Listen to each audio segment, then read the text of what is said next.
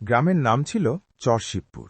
চারদিকে খোলা মাঠ, দুয়ে ধানক্ষেত, মাঝখানে কাঁচা রাস্তা, আর আকাশের নিচে ছড়িয়ে থাকা কুড়েঘরগুলো যেন মাটির সাথেই জন্মেছে। এই গ্রামেই থাকত এক গরিব রাখাল, তার নাম রফিক। রফিকের বয়স বেশি না, 20 কোঠায়, কিন্তু বয়সের চেয়ে কাঁধে ছিল অনেক বেশি বোঝা। বাবা মারা গেছে বহু আগেই, মা অসুস্থ হয়ে বিছানায়। ঘরে বলতে গেলে তার নিজের আর একটা মাত্র সম্বল একটা গরু। গরুটার নাম সে রেখেছিল লালি। লালি শুধু গরু না, রফিকের কাছে লালি ছিল বন্ধু, পরিবার, ভরসা, সব একসাথে। প্রতিদিন ভোরে যখন গ্রামে আজান ভেসে আসত, রফিক ঘুম ভাঙত। মা তখন কাশতে কাশতে বলত, বাবা ঠান্ডা লাগছে না তো? রফিক হাসত, না মা, লালির পাশে থাকলে আমার কিছু হয় না। ভাঙা লুঙ্গি পরে, এক হাতে দড়ি আর এক হাতে লাঠি নিয়ে রফিক লালিকে মাঠে নিয়ে যেত। মাঠে নিয়ে গিয়ে সে বসে বসে বাঁশির মতো একটা শুকনো পাতায় ফুঁ দিত। লালি ঘাস খেত আর মাঝে মাঝে ফিরে তাকাত, রফিক ঠিক আছে কিনা দেখার জন্য। গ্রামের লোকজন রফিককে খুব একটা গুরুত্ব দিত না। কেউ বলত, এ ছেলে সারা জীবন গরু নিয়েই থাকবে।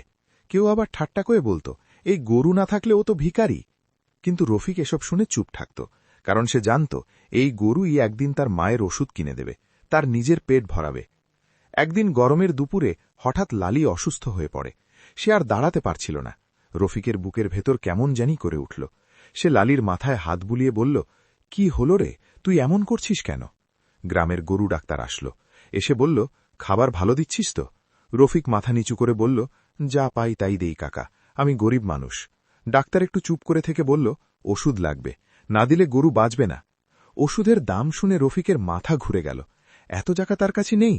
সেদিন রাতে সে ঘরে ফিরে মায়ের পাশে বসে চুপচাপ কাঁদল। মা বুঝে ফেলল। কাঁদিস না বাবা, মা বলল, আল্লাহ বড়, লালির কিছু হবে না। পরদিন রফিক সিদ্ধান্ত নিল, যাই হোক টাকা জোগাড় করতেই হবে। সে গ্রামের ধনী লোকদের বাড়ি বাড়ি গেল। কেউ দরজা খুলল না, কেউ বলল, গরুর জন্য টাকা, পাগল নাকি? শেষে সে গেল গ্রামের সবচেয়ে ধনী লোক হাশেম মোল্লার কাছে।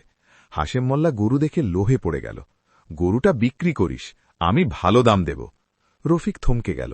গরু বিক্রি করলে টাকা পাবে ঠিকই, কিন্তু তখন সে থাকবে কি নিয়ে? তবুও মায়ের মুখ, লালির কষ্ট সব মনে পড়ে সে বলল, ঠিক আছে। গরু বিক্রি করার কাগজ হতে আর একটু বাকি, এমন সময় লালি হঠাৎ রফিকের হাত চেটে দিল। সেই স্পর্শে রফিক ভেঙে পড়ল। সে চিৎকার করে বলল, না, আমি লালিকে বিক্রি করব না।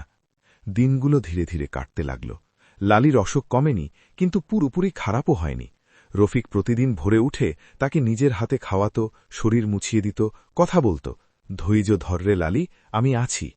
একদিন সকালে গ্রামের স্কুলের মাস্টার সাহেব মাঠ দিয়ে হাঁটছিলেন।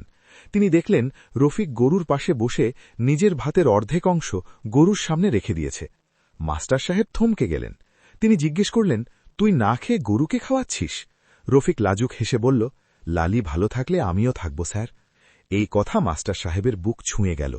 তিনি গ্রামের লোকজনকে ডেকে বললেন, এই ছেলেটা গরিব কিন্তু মনটা বড়, এমন মানুষকে সাহায্য করা আমাদের দায়িত্ব। সেদিনই গ্রামের লোকজন চাঁদা তুলল। কেউ টাকা দিল, কেউ খড়, কেউ ওষুধ। এমনকি হাশেম মোল্লাও এসে বলল, রফিক, আগে তোকে বুঝিনি, ভুল করেছি। লালির চিকিৎসা হল। ধীরে ধীরে সে আবার দাঁড়াতে পারল। একদিন সকালে লালি নিজে থেকেই মাঠে হাঁটল। রফিকের চোখে পানি এসে গেল। এই পানি দুঃখের না, সুখের। কয়েক মাস পর লালি একটা বাছুর জন্ম দিল। রফিক সেই বাছুরের নাম রাখল আশা।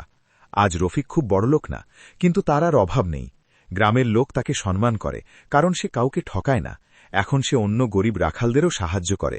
সন্ধ্যায় মাঠে বসে রফিক লালির মাথায় হাত বুলিয়ে বলে, দেখলি লালি, ধৈর্য ধরলে আল্লাহ ঠিক পথ দেখায়।